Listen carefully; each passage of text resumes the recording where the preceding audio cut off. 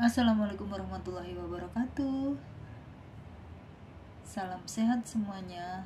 Berjumpa kembali dengan YouTube channel Sapa Mamake. Dalam kesempatan ini saya akan membawakan sedikit hal terkait dengan bagaimana kiat-kiat mendidik diri kita menjadi pribadi yang kreatif. Di era globalisasi ini, bukan suatu hal yang mustahil atau suatu hal yang aneh jika diperlukan seseorang untuk menjadi pribadi yang kreatif. Menjadi orang kreatif itu bukan sesuatu hasil yang final, melainkan sesuatu proses yang terus-menerus. Karena itu dikatakan untuk menjadi orang kreatif tidak butuh sesuatu yang baru ataupun tempat yang baru, namun perlu cara pandang, penglihatan, pemahaman baru terhadap apa yang ada saat ini. Bahkan dalam prakteknya, kreativitas itu bukanlah kemampuan yang berdiri sendiri di dalam diri seseorang.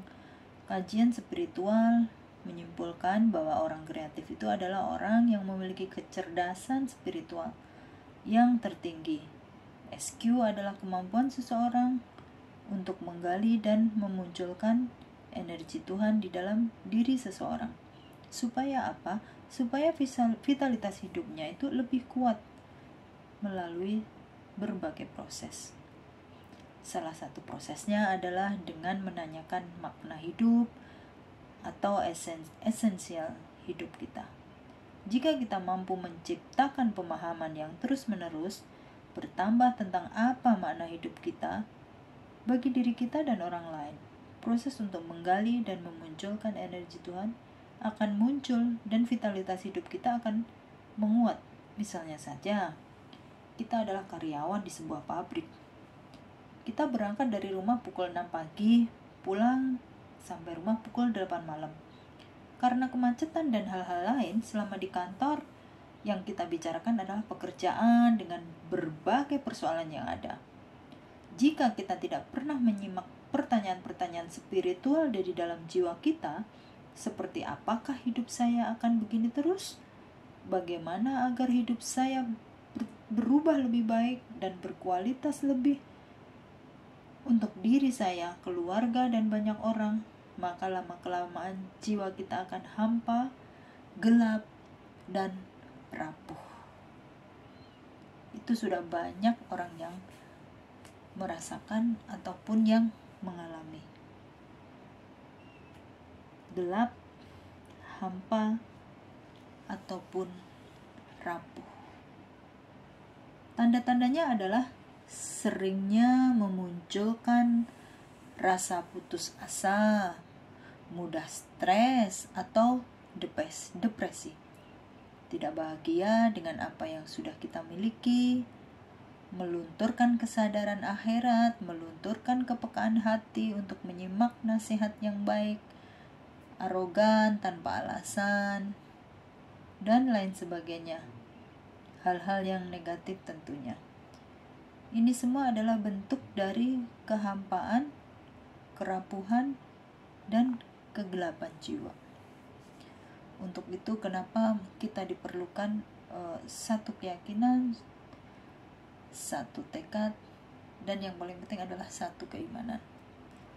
Selain punya arti berdoa,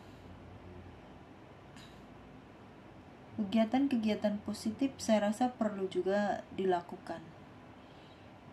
Karena itu, kenapa kita harus memiliki suatu agama?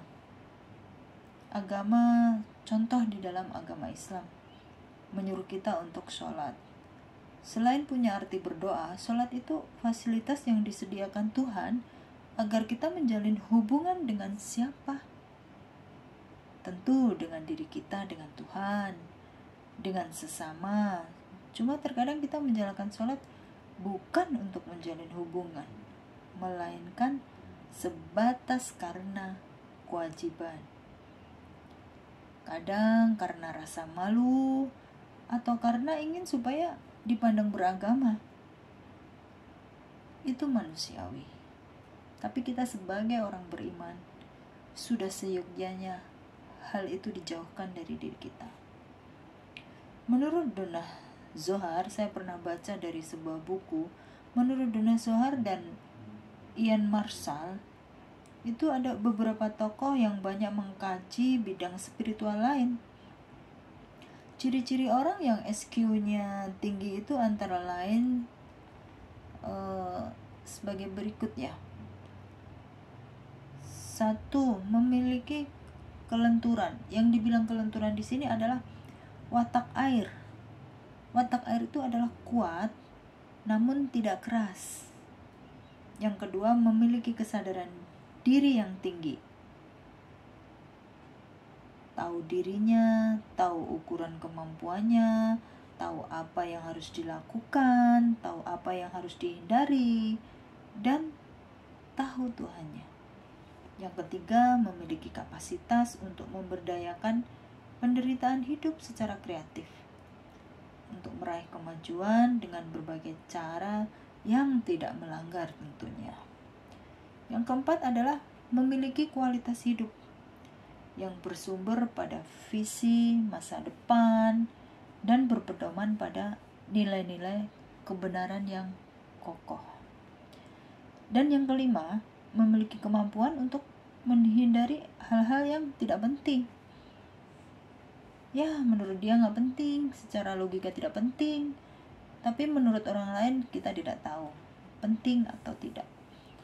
Yang jelas kita harus bisa menghindari hal-hal yang tidak penting. Yang keenam, memiliki kemampuan untuk menemukan hubungan yang menyatukan di antara beberapa hal, di antara banyak hal, di antara sekian hal. Yang ketujuh, memiliki kemampuan untuk menentukan alasan, jawaban, dan makna hidup. Yang keenam, memiliki kemampuan untuk menolong, berbuat baik kepada orang lain, kepada sesama, kepada lingkungan, yang mana kita pasti sama-sama ingat itu yang sering diajarkan oleh orang tua kita ataupun guru-guru kita. Jadi orang yang SQ-nya tinggi adalah mereka yang punya keyakinan adanya sumber solusi yang berlimpah di dunia ini untuk mengatasi persoalan. Dengan demikian, keyakinan itu akan membuat batinnya selalu cerah dan vitalitas hidupnya semakin kuat. Orang yang kreatif adalah yang SQ-nya tinggi. Menurut Al-Quran juga, orang kreatif adalah mereka yang imannya positif dan kuat. Satu-satunya tanda adalah kemampuan untuk meyakini rahmat Allah, solusi hidup itu ada di mana-mana, sehingga tidak mengenal putus asa dalam pencariannya. Iman yang kuat tidak melihat kegagalan sebagai pintu yang sudah tertutup untuk selama-lamanya. Kegagalan hanya sebuah kejadian yang mendorongnya untuk mencari pintu lain yang sudah terbuka. Jadi modal untuk menjadi orang kreatif adalah keimanan yang kuat atau positif. Kalau kita membaca kisah sukses para pengusaha, dimanapun adanya, mereka memiliki keimanan yang baik, keimanan yang kuat. Itu adalah kunci yang mana intelektual harus berbanding lurus dengan spiritual. Sampai sekian dulu apa yang kita bicarakan saat ini, semoga bermanfaat. Nanti akan kita sambung dengan tema atau topik yang lain di video selanjutnya. Jangan lupa tolong di subscribe, share, komen, like. Jangan lupa subrek. Terima kasih. Assalamualaikum warahmatullahi wabarakatuh. Salam sehat.